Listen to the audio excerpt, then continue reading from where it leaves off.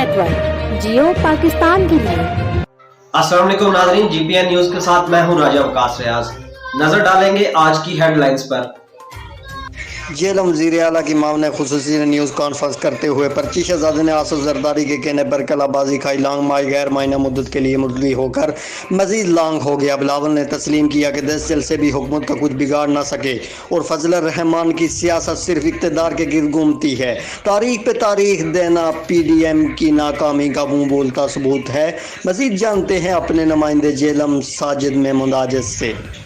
जी बिल्कुल, वज़ीर आला की मामले खुसूसी आशिक फिरदौस अवान ने न्यूज़ कॉन्फ्रेंस करते हुए कहा कि अपोजिशन इत्तेहाद भी हुकूमत का कुछ बिगाड़ ना सका। अपोजिशन अदम एतमाद के लिए पहले आपस में एतमाद पैदा करे।